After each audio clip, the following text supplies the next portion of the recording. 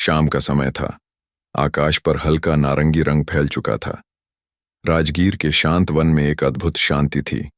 वृक्षों की पत्तियां हवा के साथ धीरे धीरे हिल रही थीं। वहीं एक वृक्ष के नीचे बुद्ध शांत ध्यान में बैठे थे। उनके पास बैठे शिष्य आनंद ने धीरे से पूछा, भगवान, क्या सच में सब कुछ किस्मत से ही तय होता है? कुछ लोग बिना प्रयास के सफल हो जाते हैं और कुछ मेहनत करके भी पीछे रह जाते हैं। क्या यह सब भाग्य का खेल है? बुद्ध ने मुस्कुराकर अपनी दृष्टि आनंद पर डाली और बोले, आनंद, यह प्रश्न जितना सरल लगता है उतना ही गहरा है। मैं तुझे एक कथा सुनाता हूं जो बताएगी कि किस्मत और कर्म कैसे मिलकर जीवन का ताना बाना बुनते हैं। बहुत समय पहले मगध के एक छोटे से गांव में एक किसान रहता था। नाम था धर्मपाल। वह ईमानदार, सच्चा और मेहनती था। उसके दो बेटे थे, विवेक और सुमन। विवेक चतुर था लेकिन घमंडी। उसे हमेशा जल्दी अमीर बनने की चाह थी। सुमन शांत, धैर्यवान और कर्म पर भरोसा रखने वाला था। एक दिन धर्मपाल ने दोनों बेटों को बुलाया और कहा, बेटों, जीवन में दो ताकतें काम करती हैं, किस्मत और कर्म। किस्मत हवा की तरह है, कभी ठंडी कभी तूफानी, लेकिन कर्म जड़ों की तरह है जो दिखती नहीं पर वृक्ष को थामे रखती हैं। जो केवल हवाओं पर भरोसा करता है वह गिर जाता है, पर जो जड़ों को मजबूत बनाता है वही स्थिर रहता है। यह कहकर उसने दोनों बेटों को एक एक चीज दी। सुमन को दिया मिट्टी से बना एक हल और विवेक को दिया एक सोने का सिक्का। धर्मपाल बोला, यह हल तुम्हें मेहनत का रास्ता दिखाएगा और यह सिक्का किस्मत का। पर याद रखना, हल मिट्टी में गंदा होता है लेकिन फल मीठा देता है, जबकि सोना चमकता है पर मेहनत के बिना टिकता नहीं। विवेक हंस पड़ा, पिताजी, अब वक्त बदल गया है। मैं शहर जाऊंगा और व्यापार करूंगा। किस्मत ही असली ताकत है। सुमन बस मुस्कुरा दिया और हल को माथे से लगाकर बोला, मैं अपनी मिट्टी से जुड़ा रहूंगा। जड़ें जितनी गहरी होंगी, तूफान उतना ही कमजोर पड़ेगा। समय बीतता गया। विवेक शहर चला गया। वहां उसने बड़े बड़े व्यापारियों से रिश्ता जोड़ा, धन कमाया, ऊंचे महल बनाए। उसका नाम दूर दूर तक फैल गया। लोग कहते, भाग्य का बेटा है विवेक, इसे किस्मत ने सब कुछ दिया है। और सच में विवेक भी यही मानने लगा कि उसकी सफलता केवल भाग्य का खेल है। इधर सुमन गांव में अपने खेतों में मेहनत करता रहा। कभी फसल सूख जाती, कभी बरसात खेत बहा ले जाती, कभी भूख के दिन आते, कभी साहूकार का कर्ज। लेकिन सुमन डटा रहा।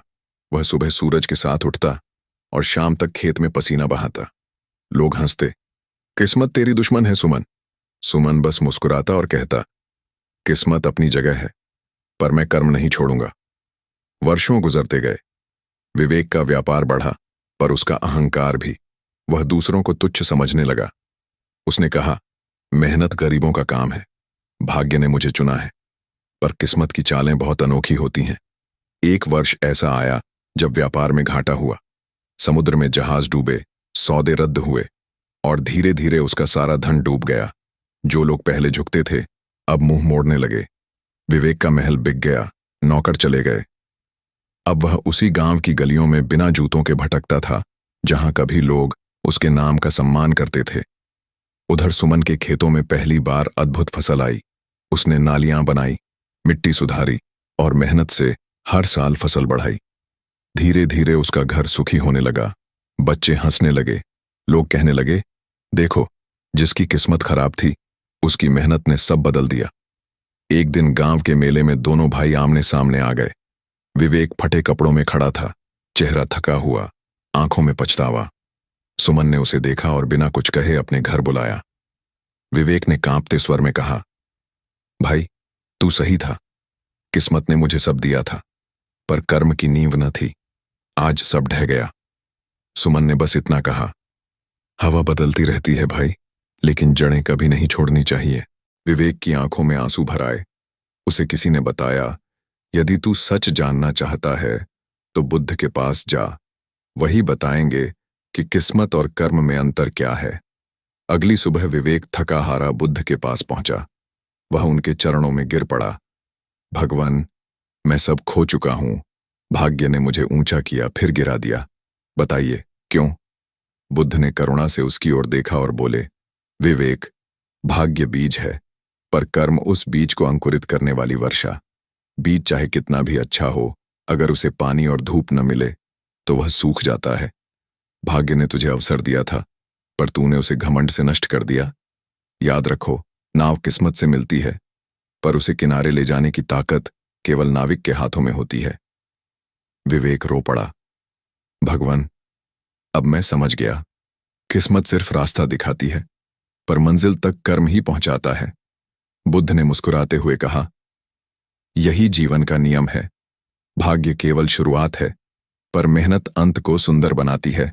जो व्यक्ति अपने कर्म पर विश्वास रखता है, वही सबसे समृद्ध होता है। हवा किसी की नहीं होती, पर जड़ें हमेशा अपना घर पहचानती हैं। बुद्ध ने अंत में कहा, इसलिए कभी अपनी किस्मत पर घमंड मत करो, क्योंकि किस्मत द्वार खोलती है, पर उसे पार करना तुम्हारे कर्म पर निर्भर है। धैर्य, परिश्रम और नम्रता ही सच्चे सुख का मार्ग है। विवेक शांत हो गया। उसके भीतर का तूफान थम चुका था। उसने सिर झुकाया और कहा, अब मैं फिर से शुरुआत करूंगा, इस बार हवाओं के नहीं, जड़ों के साथ। और धीरे धीरे उसके भीतर की अंधेरी रात मिटने लगी, जैसे जीवन ने उसे दूसरा जन्म दे दिया हो।